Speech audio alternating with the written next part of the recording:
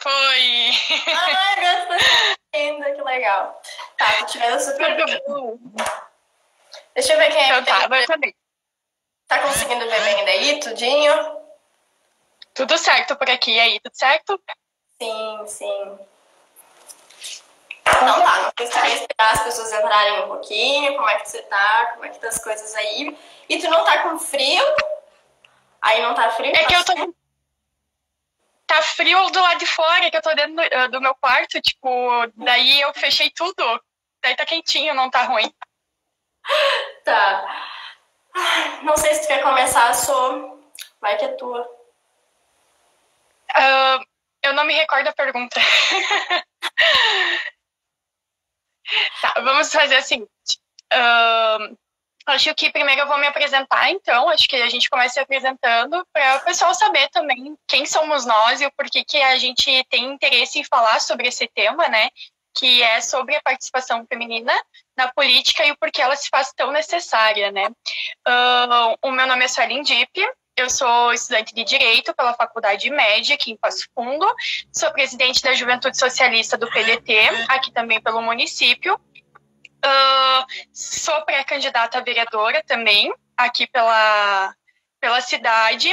E, assim, eu vejo que tem muitas falhas dentro do próprio sistema partidário que a gente precisa elencar, que dificultam a nossa participação mais atuante, assim, de forma mais dinâmica, autônoma, independente dentro do partido, na forma de nos expressar e de transmitir quem nós somos, né? Então, acho que para uma abertura seria mais ou menos em relação a isso que eu preciso pontuar, que eu acho que é importante vocês saberem sobre mim. Que bom, que bom. Eu sou a Gabriela Ortiz, atualmente eu faço parte também do PDT, né? Nós somos pedetistas. E eu sou estudante de políticas públicas e eu gosto muito da área, né? Eu gosto muito do tema, já faz um ano que eu tenho estudado sobre gênero e representação política e eu acho que o assunto é muito pertinente, né? A gente precisa discutir isso dentro dos partidos e fora dos partidos também, né? E é bem essa a intenção da gente, é trazer para vocês, dentro da nossa realidade, a nossa percepção sobre por que é necessário mais mulheres na política. Então eu deixo para ti, qual é os teus tópicos com relação ao porquê que é necessário mais mulheres na política? Eu também, o meu tema de TCC agora, eu estou escrevendo sobre essa participação das mulheres, mas principalmente sobre a participação das feministas dentro do campo político, porque a gente tem dois aspectos que eu acho que é importante a gente relatar. Ser mulher não significa ser feminista. E porque, às vezes, a mulher, por mais que ela esteja ocupando um cargo político, ela tende, às vezes, a reproduzir ideias patriarcais, a reproduzir atitudes machistas. E isso é uma das coisas que também impede com que a gente consiga desenvolver um debate dentro do campo político sobre a nossa participação. Pois, assim, ao meu ver, esse choque impede com que a gente consiga desconstruir algumas ideias, né? E a gente consiga abranger todos os espaços, né? Que o feminismo, ele luta pela igualdade, né? Pela equidade entre os gêneros. E quando a gente tem como é que eu poderia colocar... Esse enfrentamento dentro do campo feminino também, isso dificulta muito com o desenvolvimento. Então, é um tema que é muito atual, falar sobre a participação das mulheres é importante, mas também de encontrar caminhos para que o feminismo ele consiga fazer com que as reproduções machistas e as reproduções patriarcais dentro do universo feminino também se dissipem. Ai, que bacana, Sô. Então, bem dentro do que tu tá falando, eu vou responder por que é necessário mais mulheres na política utilizando 3 pontos, tá? Eu vou utilizar o primeiro ponto, a questão histórica, né? Eu acho que esse debate, por mais que pareça recente, ele não é recente. Ele é um debate que a gente vem conversando sobre ele desde o século XX, né? Há muitos e muitos anos a gente tá tentando, sim, romper a desigualdade de gênero que a gente tem. Então, assim, uma coisa que, um marco que eu vejo que é necessário a gente construir aqui na nossa reflexão é que a partir do movimento das sufragistas na França, a gente tem esse primeiro impulsionamento dos países em conversar e analisar a relação do protagonismo das mulheres, né? Só que esse protagonismo, ele nunca partiu dos homens, ele foi uma luta que veio delas, para elas, por elas. E também não eram todas as mulheres que estavam integradas nesse movimento, né? As sufragistas, elas eram um movimento social, político e econômico. Só que ainda eram apenas mulheres brancas que faziam parte desse movimento, né? Lutando por direito ao voto, principalmente, porque naquele momento sempre ficou muito específico, que, tipo, para que tu tenha direitos, tu precisa pelo menos votar no que vai ser, nas políticas que vão ser pautadas, né? E então, aqui no Brasil, a gente também tem isso, né? O movimento, ele começa de cima para baixo. Quando ele chega nas Américas, quando ele chega no Brasil, em específico, depois da proclamação da República, em 1889, a gente tem muito isso, né? A gente começa a emergir, a gente vê a situação, né? Porque também tem vários marcos na história que as mulheres tomaram à frente. Por exemplo, a Revolução Russa, né? Um dos estopins da Revolução Russa é as mulheres. É quando as mulheres saem das fábricas, trabalhando horas e horas ali, tendo uma situação de exaustão, elas vão para as ruas solicitar direitos trabalhistas, né? Só que a gente também tem que lembrar que as mulheres negras, elas estiveram inseridas, né, numa situação de escravidão em que elas trabalhavam muito. Então, assim, a gente tem que ter noção de que o movimento das mulheres, ele sempre foi muito presente e que elas sempre lutaram por esse direito, principalmente ao voto e as questões trabalhistas. E aí a gente tem aqui no Brasil, depois de 1889, né, mulheres que foram muito representadas, né, nesse movimento. A gente tem a Berta Lutz, que é uma das pioneiras com a relação do movimento, né, de mulheres na política. Essa é uma bióloga, ela estudou e ela acreditava também que esse movimento ele precisava tomar protagonismo aqui no país. E a gente também tem a Pagu, que é a Patrícia Galvão, que também é uma das mulheres que tomou a frente do movimento. E assim, a gente tem esses nomes, mas esses nomes não aparecem na história. Então parece às vezes que as mulheres, elas são só uma página que ok, é um movimento feminista agora, querendo tomar espaço, quando na verdade não, sabe? Então eu trago muito isso, tá? Depois, em 32, a gente tem o direito ao voto. Aí o meu cachorro gritando.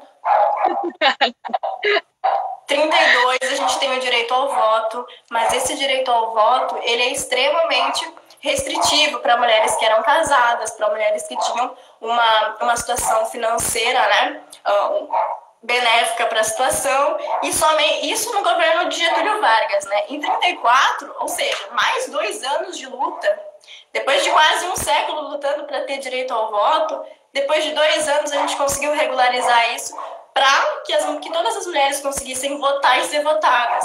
Só que aí a gente começa a pensar, ok, temos o voto, mas é só isso? Então, esse é o meu primeiro ponto. Por que é necessário, então? Porque a gente precisa dar continuidade nessa luta, que é uma luta de muitos anos. Eu vou trazer alguns pontos, assim. Primeiro, que em 1934 a gente teve a primeira deputada federal eleita, né, que foi a Carlota Pereira de Queiroz, que ela foi...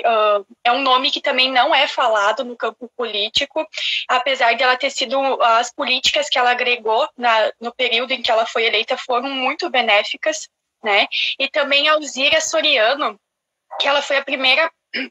Desculpa. A primeira mulher eleita prefeita no município dela, que é aqui na América Latina em geral, né? E a luta dela também era pelas reformas de base, ela era uma mulher que tinha determinado caminho, ela alavancou o município dela de uma maneira que nenhum outro homem tinha conseguido, inclusive com reformas estruturais, né? E são mulheres que, se você procura sobre elas, você encontra muito pouca... detalhes sobre a história delas, porque não foram relatadas, né? A gente, quando vai só sabe que foram as primeiras, mas, tipo, não relatam muito como elas construíram. A Alzira foi a que eu mais encontrei, por exemplo, conteúdo sobre a história dela, porque o marido dela também era um dos apoiadores, né? E ele incentivou essa candidatura, ela teve apoio de pessoas já políticas, homens, infelizmente, que viram nela uma autoridade e também uma competência que é algo que a gente já carrega com nós, que poderia fazer a diferença, né? E daí depois a gente teve o voto ali, como tu citaste, do Getúlio, com a assinatura dele, nos dando o direito de votar, né? Aí as primeiras eleições, a gente passou pelo período da repressão, que foi a ditadura militar, que nos retirou muitos direitos novamente, inclusive nos retirou esse direito ao voto, que foi muito batalhado, e que mesmo depois da Constituição de 88, ela apresenta números muito baixos e de lutas, assim, que ainda são muito necessárias. Porque, por exemplo, hoje a gente representa dentro das casas legislativas, nas câmaras de deputados, apenas 15%, né? 15% de mulheres.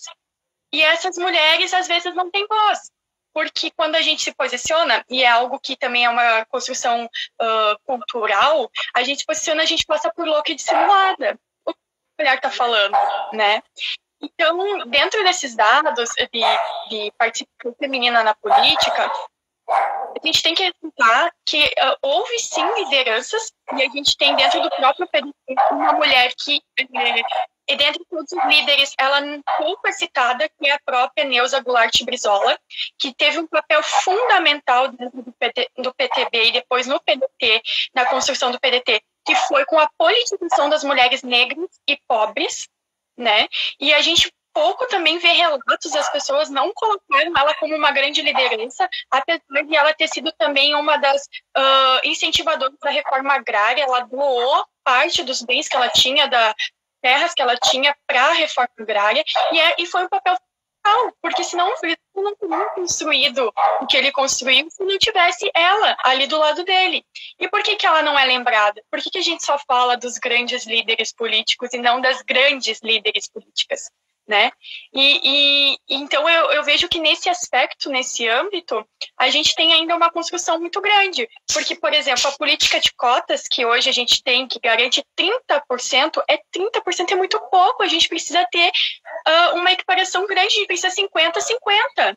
A gente não pode ter 30%, a gente tem condições de dividir os espaços igualmente com os homens. Desculpa te interromper, só para explicar para eles como é que funciona a reserva, né? Porque essa política de cotas, ela é uma reserva de cotas, de vagas para que tu concorra. Então, só para ilustrar, se tu tem 10 candidatos, tá? Para concorrer, por exemplo, agora, a vereadores, né?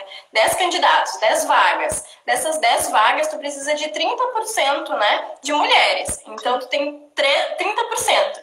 Então, ou seja, os partidos, o que acontece? Chega lá na época de colocar os pré-candidatos e as candidatas, eles precisam dessas cotas, né? Eles precisam preencher para que tenham 7 homens concorrendo. Então, é nesse momento que vem as candidaturas laranjas, que a gente viu muito agora na última eleição em 2018. Então, é só para complementar o que você estava falando, que às vezes as pessoas acham que essas cotas são para as pessoas entrarem já como eleitas. Na verdade, não, é só para te participar. Tu tem uma cota para participar. Se tu conseguiu ou não se eleger, aí é outra coisa que a gente barrou e a gente não tem política para esse depois. E esse é um ponto muito importante que tu citaste. O fato da gente ter 30% garantido dentro dos partidos políticos de participação feminina não garante que a gente tenha 30% de representatividade nas casas legislativas. Tanto é que a gente só tem 15% das mulheres dentro delas, né? A gente não tem mais que isso. A gente tem pouquíssimas, se não me engano, dos 27 estados, deixa eu só pegar os dados aqui. Exato, dos 27 estados é uma. Prefeito. Gente, é absurdo que a gente tenha. E outro detalhe que é muito importante é que a população brasileira, ela é majoritariamente feminina. A gente tem 51,5% de mulheres na população, ocupando a população brasileira. A gente é a maioria. Como é que a gente tem tão pouca representatividade, né? Então, a gente precisa ter ampliar esse debate sobre a participação feminina e levar isso para fora do âmbito partidário, porque infelizmente só se discute isso dentro dos partidos, para que a sociedade possa também fazer essa sua contribuição sobre o que eles esperam, o que está impedindo que as mulheres tenham interesse em participar. Porque as candidaturas laranjas também são um reflexo da falta de interesse do gênero feminino em estar atuante ali. Mas o porquê? O que impede com que essas mulheres elas queiram participar da política? Nossa, essa é a pergunta que a gente tenta responder todos os dias, né? E assim, eu acho muito bacana a gente também trazer para eles em números absolutos, né? Ó para vocês terem uma noção, aqui no Legislativo, os deputados estaduais do Rio Grande do Sul são 55 cadeiras, né? Dessas 55, nós ocupamos somente 8. Isso aqui no estado, né? No estado do Rio Grande do Sul. Só que a situação ela vai agravando, né? Porque vindo novamente de cima para baixo, a situação vai piorando. Porque a gente tem um Senado com 81 vagas. Dessas 81, nós temos 12 mulheres. 2 mulheres pardas e 10 mulheres brancas. Então, a gente novamente tem esse recorte, além de gênero, também racial. Depois a gente tem, dentro da Câmara dos Deputados, 513 vagas. Gente, 513 vagas, ocupadas por 77 mulheres. 77 mulheres. 13 negras e uma indígena. Então, assim, eu acho que fica muito nítido. Quem é que está nos representando, né? Quando trazem algumas pautas feministas, por quem que está passando, né? Quando tu tem, assim, 77 mulheres para mais de 400 homens, sabe? Outra coisa também que eu acho muito importante a gente analisar é que a questão dos municípios, né? Eu não sei como é que é a situação dos municípios de vocês, mas hoje aqui em Sapucaia do Sul, a gente tem 11 vereadores. Desses vereadores, a gente tem 9 homens e 2 mulheres. Novamente, 2 mulheres brancas. E a gente ainda é privilegiado, porque muitos municípios dentro do Rio Grande do Sul, eles não têm mulheres representando, né? Então, assim, novamente a gente traz. Por que a gente precisa mais mulheres, né? A minha resposta para essa pergunta é: quem é que está te representando? Né? Essas pessoas que estão lá, esses homens que estão lá, eles estão representando quem? E quando a gente fala em quem, me perguntam sempre, tá, mas significa que ter mais mulheres mais mulheres vão promover políticas para mulheres? Não, gente, não necessariamente. Mas essas questões, elas nunca são levantadas para os homens, né? Por exemplo, se um homem se candidata a ser, por exemplo, vereador, ninguém vai questionar ele: olha só, fulano, tu vai promover política para homem? Não, esses debates, eles não são direcionados para essa categoria, né? Então a gente precisa sim analisar esses dados e ver quem é que está representando e por que esse assunto parece que ele é muito abstrato, quando na verdade ele está muito próximo da gente, né? As políticas que a gente não vê, talvez tentem partir das pessoas que a gente também não vê lá dentro, né? Das mulheres que a gente não vê lá dentro. Eu vou falar de Passo Fundo agora, tá? E depois eu vou trazer uns dados que o pessoal tá colocando até nos comentários ali, que nem o Bruno Faquinha, o Lucas... Lê ali, ó, que bacana, lê pro pessoal. Caxias do Sul, 9 homens e 4 mulheres. Eu vou começar primeiro por Passo Fundo, que é a minha realidade, tá? Passo Fundo, a gente tem 21 cadeiras legislativas. Dessas 21, nenhuma é ocupada por mulher. Em 70 anos, a gente só teve 9 mulheres dentro do nosso legislativo. 9. E todas elas de classes burguesas, literalmente burguesas, porque eram de famílias tradicionais, e por isso elas conseguiram essas vagas, porque elas tinham dinheiro para investir nas suas campanhas, né? Então, a representatividade delas, a última que a gente teve foi uma delegada, que foi a Daniela, ela não construiu nada. Se tu procurar os projetos dela, ela não conseguiu desenvolver muita coisa no período que ela ficou ali de 4 anos, e tanto é que ela não se reelegeu, né? Eu descobri que ela tinha sido vereadora porque eu fui pesquisar, porque até então eu nem sabia que ela tinha sido eleita, porque a gente não tem conhecimento, né? O Lucas Machado, ali de Viamão, ele trouxe para nós que lá são 20 homens e 1 mulher. O Bruno Faquin trouxe que lá em Caxias são 19 homens e 4 mulheres. Então, é uma representatividade muito baixa. E aqui em Passo Fundo, a gente tem um problema muito grande. A gente tem mais de 100 ocupações na cidade. Dessas ocupações, a maioria é composta por mulheres que, às vezes, têm 3, 4 filhos e não têm condições de se manter. Elas não têm acesso nem a saneamento básico e também não têm acesso à água encanada e ao tratamento de esgoto, né? O que é muito preocupante, porque põe em risco a vida da mulher e a vida das crianças também. E isso me fez também pesquisar a quantidade de pessoas que hoje sofrem com isso, mas principalmente de mulheres. 77% das pessoas que não têm acesso a saneamento básico hoje no Brasil são mulheres. 77%. Gente, é um número muito absurdo. É muito absurdo. E aí a gente pensa, será que se a gente tiver mais mulheres, porque também é um questionamento que fica, né? Como a gente nunca teve maioria mulheres dentro do governo atuando, será que se a gente tivesse, a gente ia conseguir resolver essas demandas? A gente ia conseguir diminuir esses números de 77% de mulheres sem acesso ao saneamento básico? Será que a gente ia conseguir resolver essas questões, por exemplo, de empregabilidade das mulheres, porque quando a primeira pergunta que é feita na empresa é: você tem filhos? Né? Será que a gente vai conseguir resolver isso se a gente tiver mais mulheres na política? É uma questão que fica, porque, voltando, o ser do gênero feminino não significa que você vai agir como uma feminista. Não. O teu pensamento não necessariamente vai ser feminista porque você é do gênero feminino. E é por isso que a gente tem que pensar em como a gente vai construir isso, como é que a gente vai modificar esse cenário. E é algo que a gente já demorou muito para iniciar essa conversa. Então, acho que os apontamentos que tu trouxe são essenciais. Historicamente, a gente levou um século para conseguir o direito ao voto. Um século. Gente, por favor. Isso é inexplicável. As mulheres morreram queimadas por estarem fazendo greve, lutando pelos seus direitos. Tanto é que a gente tem o Dia Internacional da Mulher em homenagem a essas mulheres que perderam suas vidas, tentando defender aquilo que era o trabalho digno, justo, com um salário justo, com horários reduzidos, né? Então, acho que essa construção, como tu citaste, ela é uma construção que já vem de anos, de séculos atrás, mas que ainda é muito atual. Nossa, muito, muito, muito. Tem ali o Marcos, ele acabou de mencionar Pelotas, 16 homens e 5 mulheres. E aí, né? E eu fico me perguntando, né, quais são as alternativas para isso. Só que, ao mesmo tempo, eu também quero só trazer alguns fatos das últimas semanas, né? É que em janeiro, na verdade, vou correlacionar, né?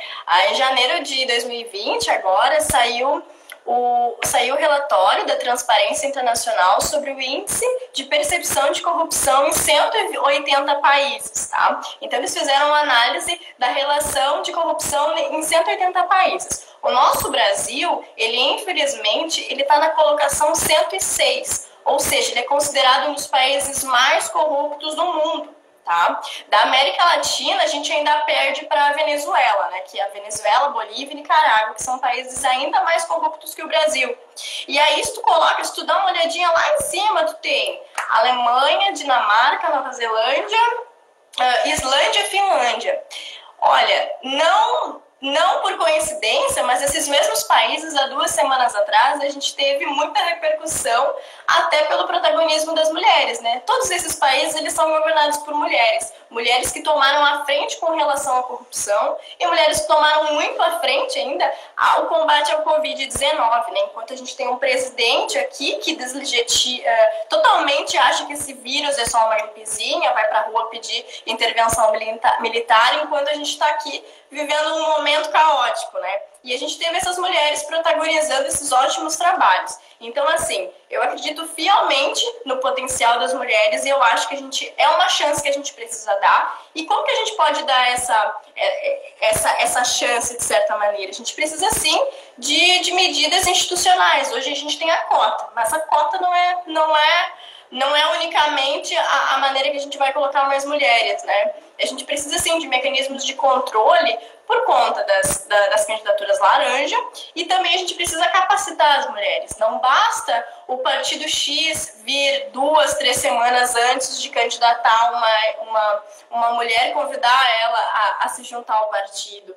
Isso é um erro, isso é um absurdo, sabe? E o que a gente precisa? A gente precisa de um trabalho de base. E eu penso assim, a gente tem sim programas federais que buscam alavancar as candidaturas das mulheres. Perfeito. Só que esses programas, infelizmente, eles vêm novamente de cima para baixo. Os municípios, eles precisam atuar, os partidos, eles precisam criar mecanismos e capacitações para as mulheres, porque isso é uma coisa que a gente não nasce sabendo, isso é uma coisa que a gente precisa se capacitar. E desde que o mundo é mundo, ele foi feito para os homens, né? O espaço privado é da mulher, cuida da casa, dos filhos, dos cachorros, mãe de pet. Em compensação, o mundo público sempre foi dos homens, né? Então, eu acho que a gente precisa, sim, tá atento aos feitos das mulheres fora do Brasil e dentro do Brasil também.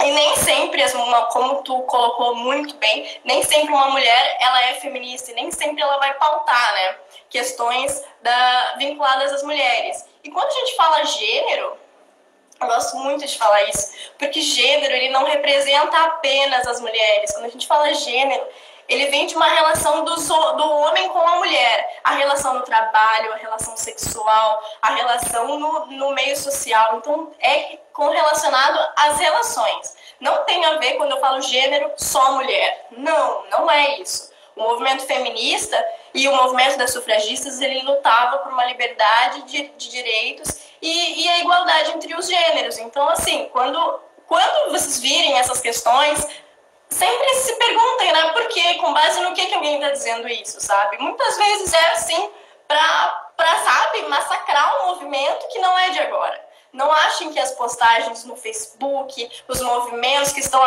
eclodindo agora, eles são coisas tipo, das menininhas do momento. Não, gente, não.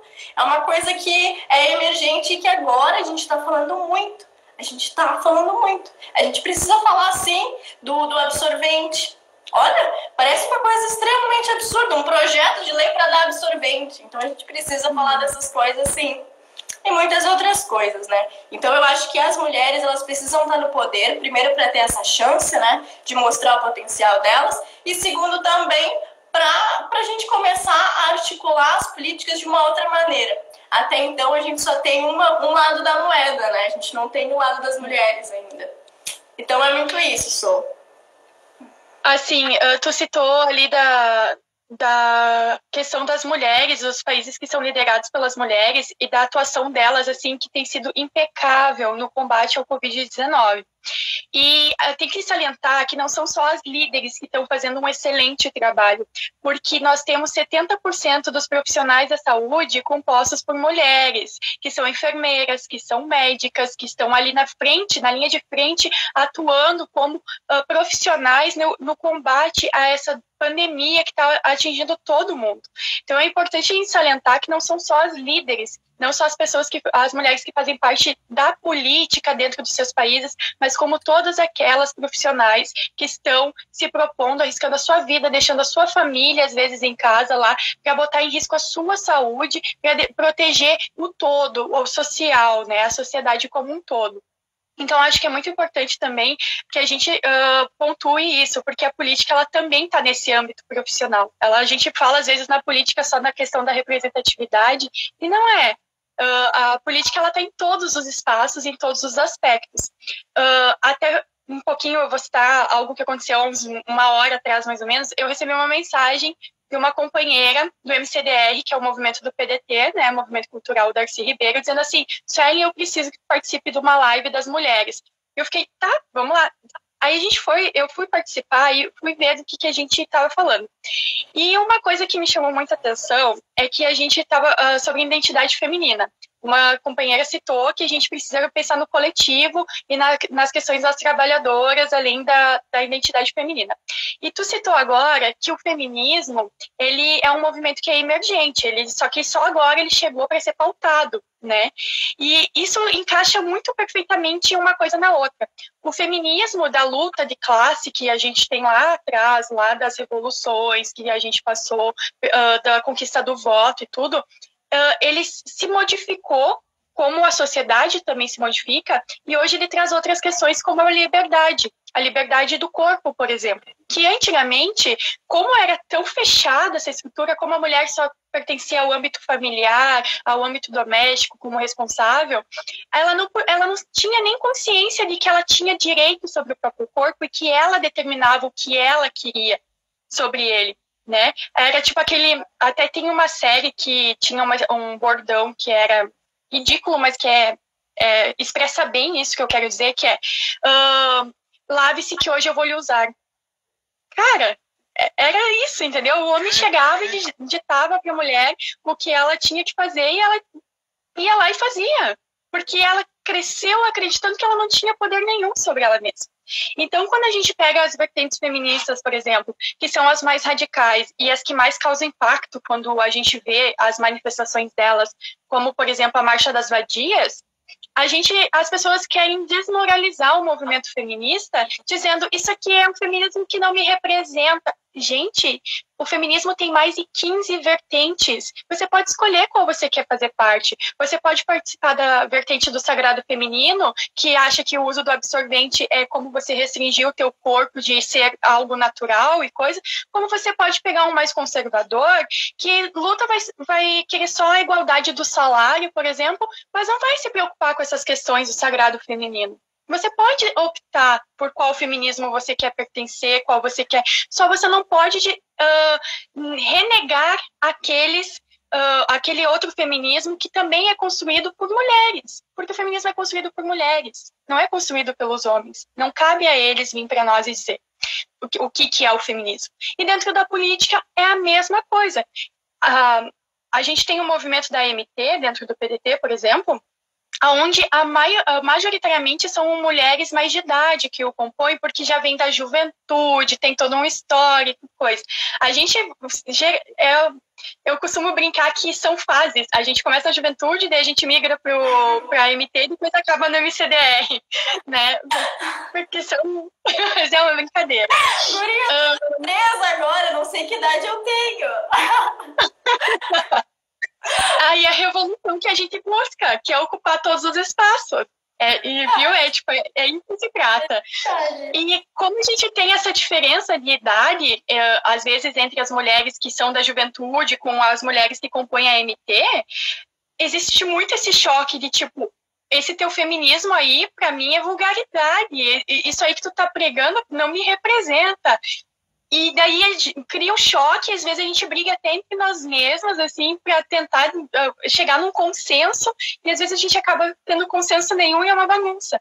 E é uma construção emergente. O feminismo, ele vai se alterando e conforme as necessidades ele vai se construindo. Na política, a mesma coisa. Dentro da política, a mesma coisa. A mulher, quanto mais jovem, mais liberal nas questões morais ela vai ser. Ela não vai ser tão apegada àquela questão de eu tenho que preservar a minha pessoa. Tu citou uma coisa numa reunião que a gente teve ali sobre passar a imagem de megera. Eu achei muito interessante essa expressão. E quanto mais séria, mais postura a mulher quer passar para o eleitorado dela quando ela é pré-candidata, mais megera ela parece ser. É uma rotulação dentro da política que existe, né? E a gente tem que trabalhar isso, porque hoje, a nossa geração, a minha e a tua, Gabi, principalmente, é uma geração que vem com as questões morais mais libertárias e, tipo, meu corpo, minhas regras, o Estado não tem que gerir sobre as nossas questões físicas, né, como, por exemplo, a discussão sobre a legalização do aborto, que não cabe ao Estado definir se aquilo é certo ou não, e é uma política pública que é levantada pela bandeira feminista, não é levantada pelo gênero feminino, que a gente tem que pautar isso de forma muito pertinente, assim, tem que deixar bem claro para o pessoal. E também as outras questões que são que abrangem todas, que é o trabalhismo para as mulheres trabalhadoras, o trabalhismo para a mulher que é mãe, as políticas públicas para a mulher que faz dupla jornada, né? E falar também sobre as liberdades. Então, tudo isso, e se a gente for falar, dá mais 1 hora do que a live do Instagram permite, né? Porque é toda uma desconstrução cultural que a gente carrega, que vem junto numa malinha, e a gente tem que ir jogando fora porque tá muito pesado. Tá? Aquilo ali não tá, mas a gente não tá mais suportando aquilo.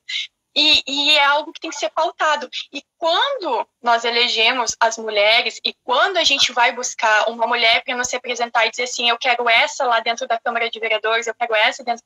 A gente tem que olhar também para as questões pessoais e da identidade feminina que ela carrega. Porque o fato de ela se autodeclarar feminista, às vezes não corresponde com aquilo que a gente, da vertente que a gente está presente dentro do feminismo, e às vezes a gente pode se decepcionar.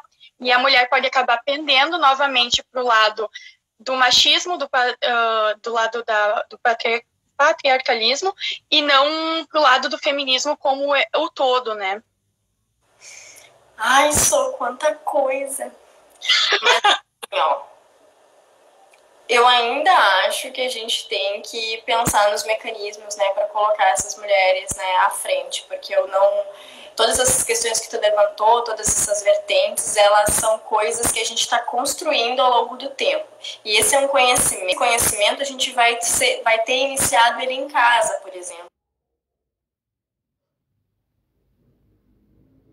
Conhecimento que, por enquanto, ele tem que partir muito da mulher. Né? Por exemplo, nem todo esse conhecimento a gente vai ter iniciado ele em casa, por exemplo. Eu, felizmente, tenho uma mãe feminista, uma mãe que sai para trabalhar, uma mãe que não vai levar em consideração a opinião do marido com relação à sua vestimenta, por exemplo. Então, assim, a gente já tem isso muito em casa. Então, assim, essas questões de autoconhecimento e de reflexão, isso muitas vezes a gente tem uma interferência tão grande do exterior, da nossa família, da religião que a gente tem, da escola que a gente frequenta. Então, assim, ser mulher realmente um peso diário que a gente precisa carregar, que a gente precisa gostar e que a gente também tem que saber que a gente realmente tem que se desconstruir em alguns momentos, com relação a diversas situações. Eu, por exemplo, sou uma mulher que eu decidi entrar na política. Por quê? Porque eu vi que ali era a alternativa para que coisas mudassem, né? Quando eu digo coisas, eu quero coisas para mim, coisas para ti, coisas para outras mulheres. Então, esse foi um meio que eu tive de ajudar e de auxiliar outras mulheres e que é uma coisa que eu quero muito, assim, como analista de políticas públicas. Só que, assim, a gente não pode ser sozinha. Eu preciso da Suelen, a Suelen precisa da Gabriela, a Gabriela precisa do João, do Pedro, do Mário, eu preciso dos homens. Então, quando a gente fala movimento feminista, quando a gente fala representatividade das mulheres na política, é uma corrente que a gente precisa deles também.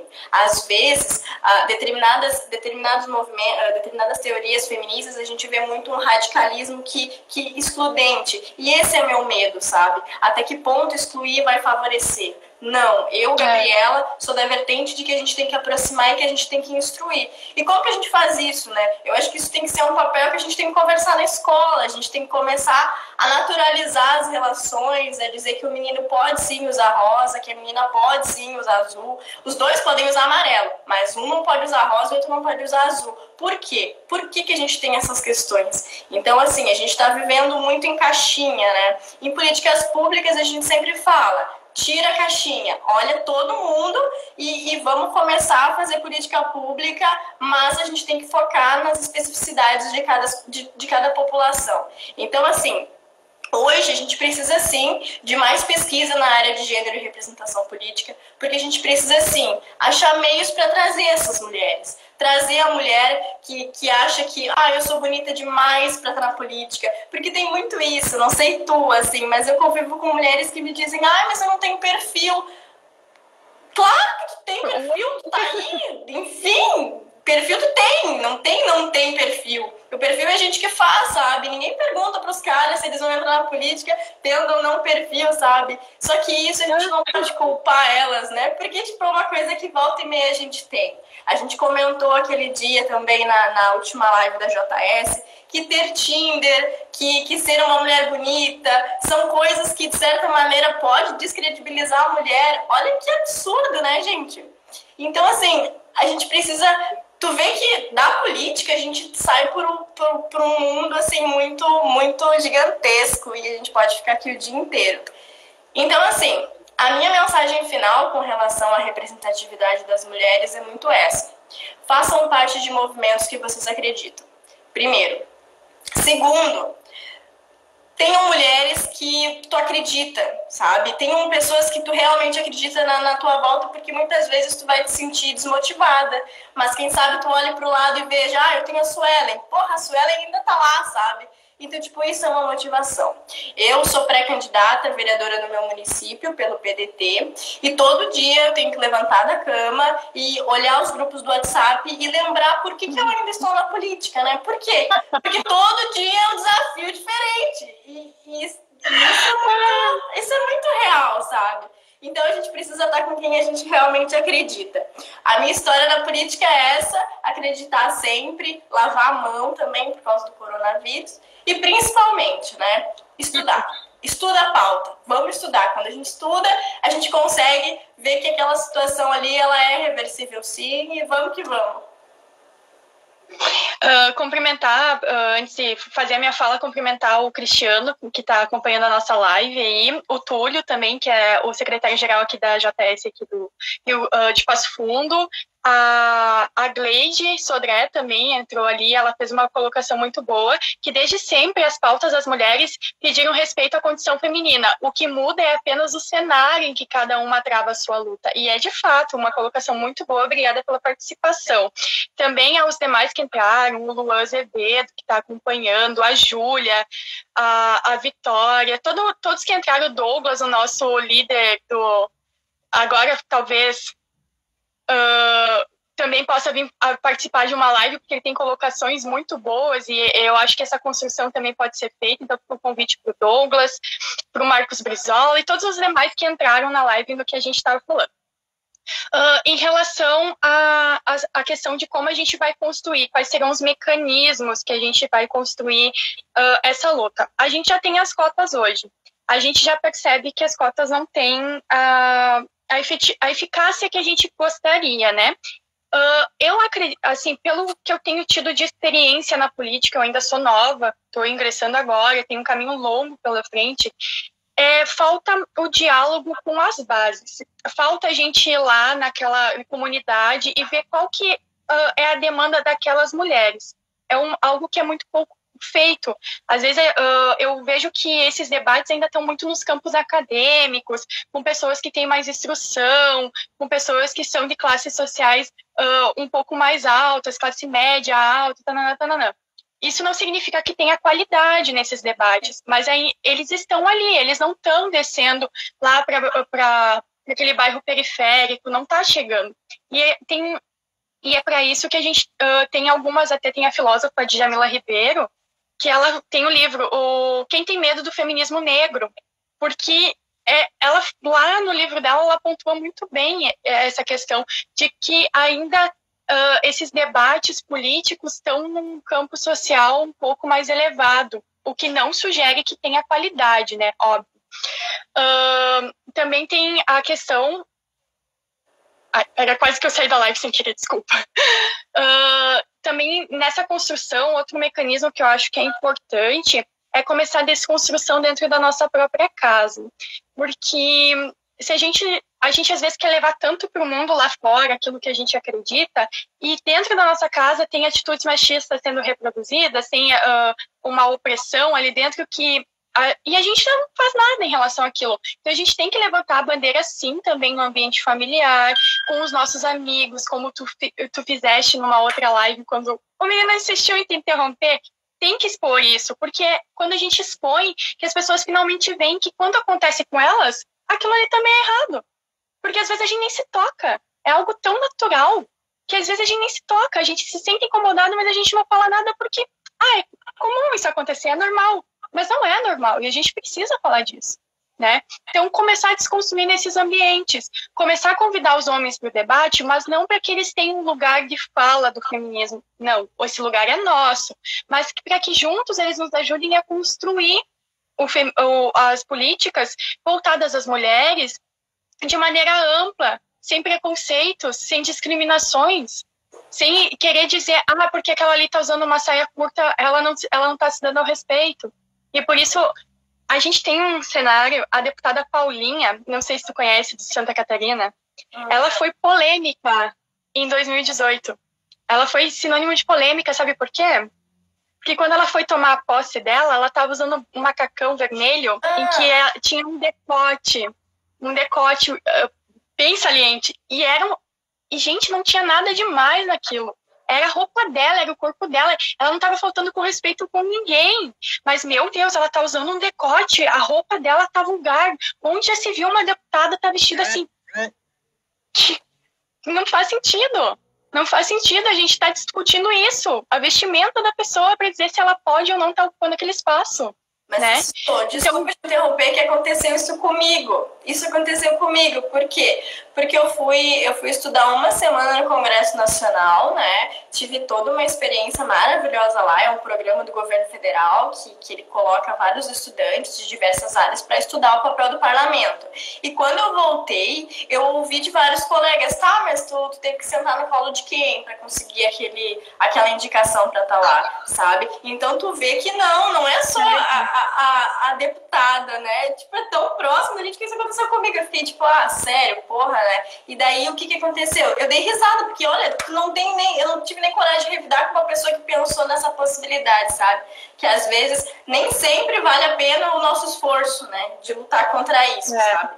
E isso que tu falou de dentro de casa é muito difícil. De 17 anos, e eu tenho um pai de 57 anos, então volta e meia tem que dar uns gritos. E não sei se resolve também, né? Mas a tentativa eu tenho, né? Então, continua a tua fala, que estava ótima. Aí a gente levanta outra questão, que é um impedimento que eu já vi companheiras se afastarem não só do PDT, mas de outros partidos se afastarem dos seus partidos por causa do assédio. Porque a gente fala também da questão da beleza, e daí tu teve que sentar no colo de quem para conseguir chegar onde é que tu, sabe? A questão do assédio, e tem muito, gente. A gente acha que não, mas tem. E assim, não é só dentro do campo partidário, às vezes é uma pessoa que está te acompanhando ali a tua vida política e que acha que porque você postou fez uma publicação mais íntima tua da tua vida, com uma roupa mais confortável, que tu se sente fora da padronização de estou passando uma imagem de pessoa séria, vem te chamar no privado, te assediar. Tipo, sabe? Oi, minha linda. Cara, eu não sou linda de ninguém. Eu sou minha linda. Eu me pertenço. Entendeu? Não sou tua. Tá, amor? Então eu deixo já esse recado pros carinhas que acham que porque a gente tem essa ideia de meu corpo é político e por isso eu vou expressar com ele aquilo que eu represento, não significa que eu tô dando moral. Não significa porque eu tô usando uma saia curta, um decote, eu tô te dando moral. Então, respira, pensa de novo. Vale a pena eu ir lá chamar ela no privado para falar isso? Não vale. Já estou dizendo, não vale a pena. Tá? Então, a gente também vê que tem os impedimentos como o assédio que ocorre, que impede com que as mulheres queiram permanecer dentro do campo político. Aí elas se sentem oprimidas, elas se sentem rechaçadas no momento em que elas tentam se posicionar. E daí o pessoal diz assim, querida, aqui não é momento para isso, ou tu tem que falar disso lá fora. Tá, mas aqui a gente está tendo um debate, por que eu não posso debater sobre aquele assunto que é de meu interesse? Eu estou fazendo parte, por que não? Então tem todas essas questões também que a gente tem que ver. Não basta a gente ir lá conseguir convencer as mulheres de que elas têm sim potencial, que elas têm sim capacidade de ocupar espaços, e quando elas entram para o campo partidário, elas são reprimidas por todos os companheiros, e eu boto no gênero masculino, e também põe nas companheiras que às vezes ficam com aquela ideia de que, porque ela é bonita, tu sentou no colo de quem para conseguir chegar onde você chegou, né? Então, tem essas questões. Eu, como pré-candidata, eu como uma pessoa que hoje represento um movimento do PDT, a minha vinda para o PDT foi por 2 motivos. O primeiro, o PDT ele foi um partido pioneiro na questão da mulher, ele foi o primeiro a trazer a bandeira da participação feminina, e isso é muito importante. Acho que é fundamental salientar que essa também foi uma das minhas escolhas, e também por causa das políticas que são construídas nas bases, né, que é a educação, saúde, segurança e o estadismo, que é algo que eu acho que é essencial para a construção de uma sociedade que a gente quer. Mas eu enfrentei muitas dificuldades quando eu entrei. O meu partido aqui no município ele é bem tradicional. O poder masculino aqui exala o ego, os poros exalam, assim, sabe? Uma coisa muito difícil. Eu encontrei em companheiras a força, que nem tu disse, de tu olhar para as pessoas ao teu lado e dizer, é por ela, porque ela ainda está aqui, que eu também vou continuar. A gente vai continuar essa luta juntas. Né? E foi através das companheiras que eu encontrei a força para me manter ali dentro.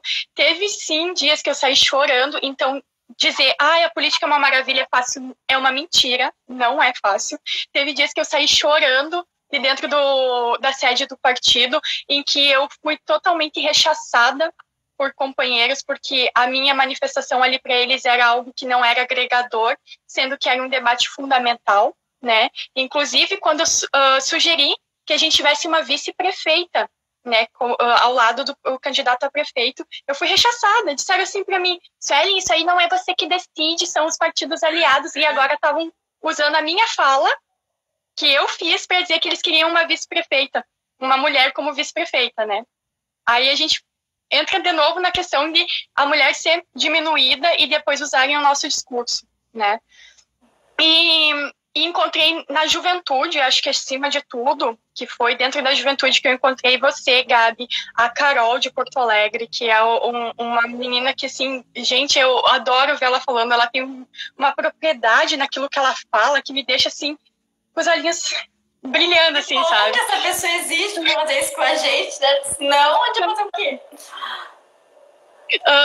Você também, a gente se conheceu numa reunião, e daí, no fim, eu só fui tomar conhecimento mesmo da tua luta, do que tu travava um pouco depois nas redes sociais.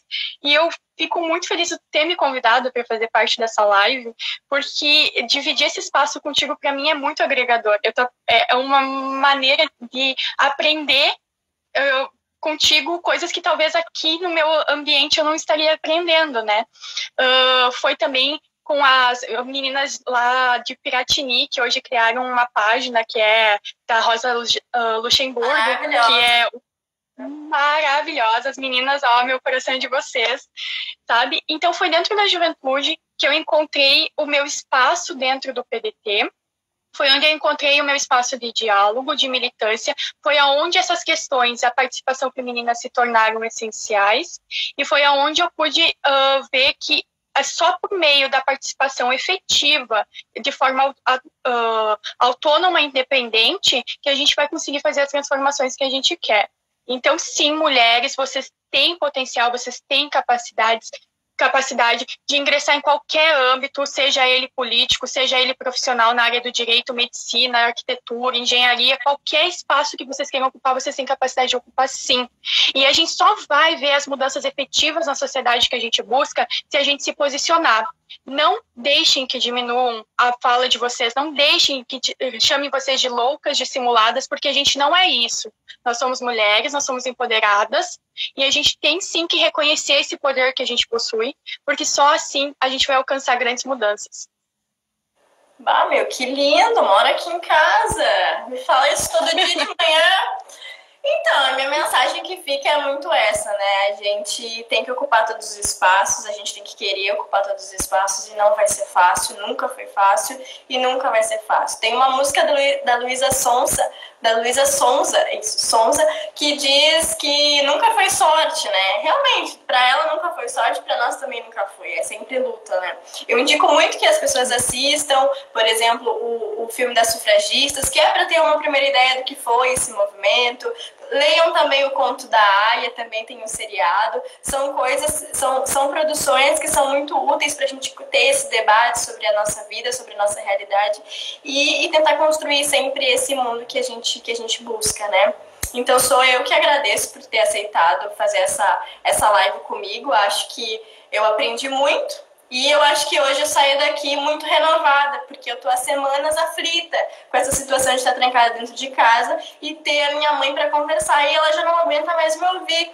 Então, eu simplesmente, que bom que agora eu tô conversando com a Suelen, sabe? Então, assim, eu fico muito feliz da gente ter feito esse bate-papo, vão ter outros, e é isso, mais mulheres na política, mais capacitações, mais políticas públicas, e é as gurias, né? Não tem.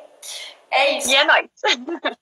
Eu também. As pessoas que viram a live. Gente, eu não sei mexer nas coisas da live, daí eu esqueço que as pessoas estão lá ali embaixo e eu não agradeci ninguém, tá? Muito obrigada por terem participado. E é isso. Beijinho. Pessoal, eu também quero agradecer. Agradeço novamente você, Gabi. Acho que é agregador, acho que a gente pode levar esse debate mais a fundo ainda, pontuar outros temas, assim, para a gente trabalhar. E até para que nem algo que tu fez que é muito fundamental e que eu não tenho o costume de fazer é de exemplificar, que às vezes eu toco num ponto que para mim é algo tão natural que eu esqueço que às vezes as pessoas não têm conhecimento do que eu estou tratando, né? E é algo que é que eu gosto de falar bastante, então eu vou emendando uma coisa na outra quando eu ver. Mas justamente da gente pontuar e às vezes trazer um esclarecimento sobre essas questões que hoje são pautadas e que são tão mistificadas, né? Vamos desmistificar isso, vamos desmistificar o feminismo como algo vulgar, algo que só quer matar criancinha inocente e morte aos homens e vamos tomar... Porque não é isso, né? O feminismo é igualdade, o feminismo é uma construção, é um âmbito de liberdade que as mulheres encontraram para reavivar a sua força, né? Reavivar o seu poder. Então, fica o convite para uma próxima live já, que daí a gente escolhe um tema bem pontualzinho, assim, e que a gente possa levar, e espero que todo mundo que assistiu a live com nós hoje possa ter levado pelo menos um pouquinho, assim, 1% do que a gente quis passar, né? E eu acho que é isso, mulheres na luta, mulheres na política, ocupem os espaços, o lugar da mulher é onde ela quiser e vamos que vamos. Beijo, Sô. Obrigada. Beijo, eu que agradeço. Lava as mãos. Pode deixar.